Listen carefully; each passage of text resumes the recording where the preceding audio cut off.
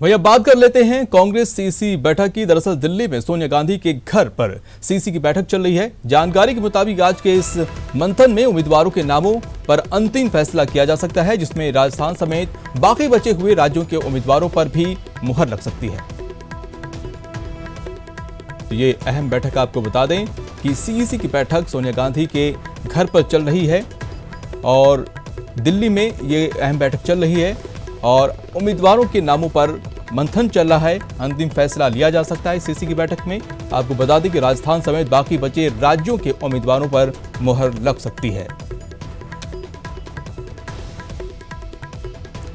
राजस्थान के परिप्रेक्ष्य में बात की जाए तो अभी तक एक भी लिस्ट नहीं आई है कांग्रेस की तरफ से और आज उम्मीद जताई जा रही है कि सीसी की बैठक के बाद से नामों पर फैसला किया जा सकता है। और रंजिता झा दिल्ली से हमारे साथ जुड़ी हुई हैं, उनसे जानने की कोशिश करते हैं। रंजिता झा, ये बताइए कि जो बैठक चल रही है उसमें क्या कुछ निकल के आ रहा है? आज लिस्ट निकल जाएगी?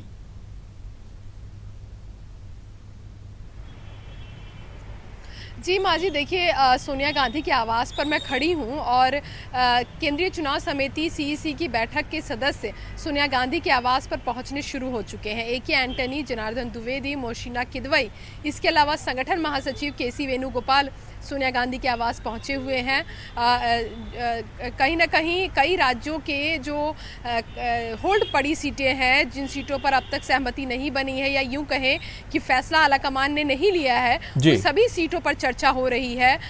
बताया जा रहा है अभी जो बैठक है वो पश्चिम बंगाल के संदर्भ में है। गौरव गोगोई भी सोनिया गांधी के आवास पर पहुंचे हैं। गौरव गोगोई जिनको जिम्मेदारी पश्चिम बंगाल के प्रभार की दी गई है, तो पश्चिम बंगाल को लेकर चर्चा हो रही है। इसके अलावा बताया जा रहा है कि बिहार और झारखंड के भी जो सीटें हैं उस पर आज सहमति हो सकती है, क्योंकि राजस्थान की अब तक किसी भी सीट पर उम्मीदवारों की घोषणा नहीं हुई है। 2 दिन पहले भी कांग्रेस की सीईसी की बैठक देर रात तक चली थी, जिसमें तमाम जो राजस्थान के बड़े नेता हैं, सीएम अशोक गहलोत, सचिन पायलट, तमाम अविनाश पांडे, राजस्थान कांग्रेस के जो प्रभारी हैं वो इस बैठक में थे। और बैठक के खत्म होने के बाद उन्होंने कहा था कि अगले 2 से 3 दिनों में राजस्थान को लेकर लिस्टों की लिस्ट जारी करेगी कांग्रेस। तो ये अंदाजा लगाया जा रहा है, जो सूत्रों के हवाले से खबर आ रही है, कि जल्द ही राजस्थान को लेकर फैसला किया जाएगा। लेकिन रंजिता, ये बताइए कि बीजेपी ने 16 उम्मीदवारों की लिस्ट जारी कर दी है, तो कांग्रेस को कहां दिक्कत आ रही है? अब तो और आसान हो जाना चाहिए।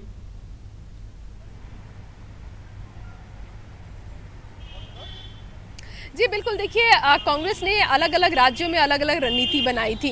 अगर हम बिहार की बात करें तो कांग्रेस की ये कोशिश थी कि पहले बिहार के उम्मीदवारों की घोषणा एनडीए की गठबंधन की तरफ से कर दी जाए, उसके बाद जो घोषणा है वो कांग्रेस पार्टी और जो महागठबंधन है वो करेगी। राजस्थान में क्योंकि पेच ये है कि फैसला लेना आसान नहीं है, क्योंकि एक बड़ी चुनौती या हम कह सकते हैं एक बड़ा फैसला लेना होगा, क्योंकि जिस तरह से 2014 के जो नतीजे आए हैं उसके बाद, क्योंकि अब राजस्थान में कांग्रेस की सरकार है, तो ऐसे में ज़्यादा से ज़्यादा सीटें कांग्रेस जीत सके, जिताऊ उम्मीदवार हो सके, इसको लेकर लगातार मंथन हुआ है। दिल्ली में कई बार स्क्रीनिंग की बैठकें यहाँ राजस्थान में हुई और सीईसी की बैठक में भी लगातार चर्चा की गई। देखिए, जैसे जोधपुर को लेकर जो फैसला है वो सीएम अशोक गहलोत के खाते में जाता है कि वो फैसला करेंगे कि आखिर उस तरफ की सीटों पर क्या निर्णय लिया जाएगा। इसी तरह से जो बड़े नेता है उनका स्टेक है अलग अलग जगहों पर, तो इसको लेकर एक सामंजस्य बनाने की कोशिश की जा रही है और माना जा रहा है कि जल्द से जल्द राजस्थान को लेकर भी कांग्रेस अपने उम्मीदवारों की घोषणा कर देगी। जी शुक्रिया रंजिता जानकारी देने के लिए।